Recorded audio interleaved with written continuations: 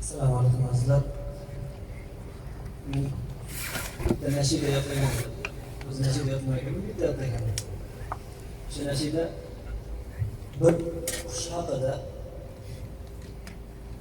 Yevropani kabutari bor ekanda, o kabutarning ovozi juda yoqimsiz ekan. Lekin u oshiq bo'lgan paytida, oshiqligini istagan paytida ovozi o'ta shirin, chiroyli chiqar ekan. Bir odam bor ekanda, olimlardan biri Rasululloh sollallohu alayhi va sallamga muhabbatni da'vo qilar ekan. Men Rasulullohni juda yaxshi ko'raman deydi. Alloh taoloni juda yaxshi ko'raman deb ertamanda zikr qilib o'tirar ekan. O'shanda Bomdoddan oldin Alloh taoloni zikr qilib, Rasululloh sollallohu alayhi va sallamga salovat aytib o'tirgan ekan. U qushning ovozini eshitib qoldi. Kunduzi eshitsa, oddiy holatda eshitsa bir yoqimsiz ovoz ekan, lekin muhabbatdan kelib chiqadigan ovozi o'ta shirin ovoz ekan. Keyin bu olim haligi qushga qarab, "Ey qush," dedi, "Nega sen sayrayapsan ertaman? Nima bo'ldi senga? Nima bezovta qilyapti? Men insonman, men payg'ambar sollallohu alayhi vasallamga muhabbatni izhor qilib o'tiribman, ularni eslab o'tiribman. Rasululloh sollallohu alayhi vasallamni va Alloh taoloni eslab o'tiribman. Sen nimaga unaqa ertamanda sayray boshlading? Seni nima bezovta qildi?" deb u kishi muhabbat aloqalarini sinashlik uchun nima qiladi? Suhbat qilishni boshlaydi. Shunda suhbatda haligi odam o'zini muhabbatini da'vo qiladi, "Men undoq qilaman, men bundoq qilaman" deydi. "Men Alloh taoloni ertamanda kech paytda zikr qilaman" deydi. Boshqa gaplarni gapiradi. Keyin qushdan so'raydi, "Seni muhabbating qanaqa?" desa, haligi qush aytadiki, "Meni muhabbatim deydi, unutmayman." "Sen zikr qilasan ekanmi?" deydi. "Men unutmayman. Zikr qilishlik uchun unutishim kerak, men unutmayman" deydi u qush. "Muhabbatimni unutmayman." Keyin haligi odam suhbatning yakunida, "Ey qush," deydi, "menga ham muhabbatni o'rgatib bo'lsan. Biz qanaqa muhabbat qilsak bo'ladi?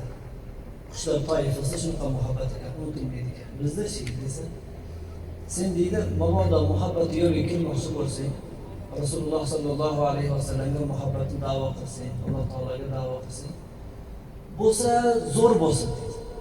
Haqiqatda o'zing unutib tashlagan. Rasulullohning ismlari eshitilgan paytida sen o'zing yo'qotib qo'ygin, oshiqliging. Alloh taolaning ismi zikr qilingan paytda sen o'zing yo'qotib qo'ygin, bandaligingni esla. Bo'lmasam deb menga xalaqit berma" deydi. She'r tarix ma'nosi. Menga xalaqit bermagin. Oxirida aytadiki, muhabbat haqiqatda muhabbatga erishing deydi. Birovlarga ko'z-ko'z qilmang. Birovlarga aytib o'tirmang. "Men Rasulullohni yaxshi ko'raman" deb da'vo qilmagin deydi. Chunki da'vo qilganlarning tili kuyadi. Yo'q, o'sha muhabbatdan mahrum qilinadi. Alloh taolaga do'stligingiz da'vo qilib bo'lmaydi ekan domlalar. Alloh taolo izhor qilsa boshqa bandalarga bo'ladi, lekin siz da'vo qilib chiqarmaysiz. Mabodo Alloh taolaga suyukli banda bo'lsangiz, "Men Alloh taoloni yaxshi ko'raman" deya olasiz. Lekin Alloh taolo meni yaxshi ko'radi deb da'vo qilib oshkor qilib bo'lmaydi. Bu Alloh taolo tomonidan nima deydi, bayon qilinsa bayon qilindi, bo'lmasa ish bo'yicha ketadi. Haligi qushdan olgan saboqi shu bo'ldiki, muhabbat bo'lsa, haqiqiysi bo'lsin. Muhabbat qancha kuchli bo'lsa, muhabbatni lazzatini topgandan keyin birovlarga ko'z-ko'z qilmaydi. Boshqalarga aytib, "Men muhabbatim bor, yaxshi ko'raman" deb boshqalarga ko'z-ko'z qilmaydi. Shu nima edi? Mana bu aytmoqchi bo'lgan nashidani umumiy xulosasi shu. Men ovozim u kaptarga o'xshagan shirin ovoz emas, lekin she'rni nashida qilib aytgan odamlarning ovozi juda chiroyli chiqqan, menga ham yoqqan. Sizlarga ilm shuni aytib berishim.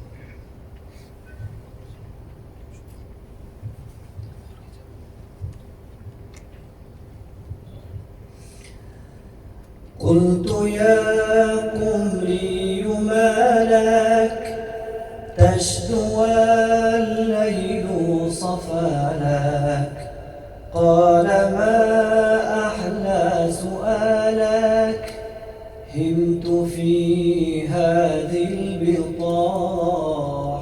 هذه البطاح degani هذه البطاح deydi.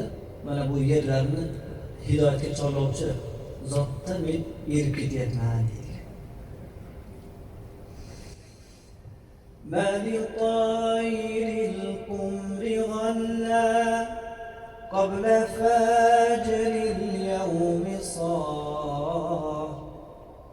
هل يظن الصبح أسفر أم حبيب القلب لاح.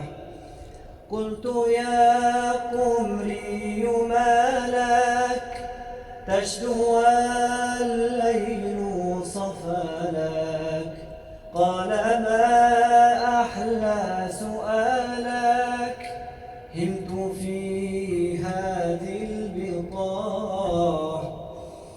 همت بالذات العليا بالمعاني الأحمدية في ربوع النبهانية عندنا بهانا الفلاح. المنافي النبهانية والهنا غطى عليا والفنا حق عليا قد فنى القلب وراح. قلت يا قمري ما لك تشدو الليل صفى لك. قال ما أحلى سؤالك همت في هذه البطاح. أنا مذ وافيت شهبا لم أزل أهواها صبا والهوى يأتيني عذبا في أغاريد الصباح.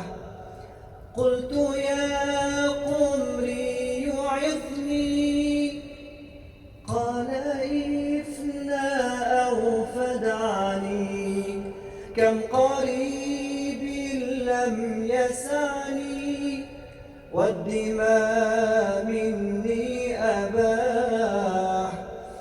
أغض عن درب المحبة لا تقل إني محبا كل من فيها تخبى مات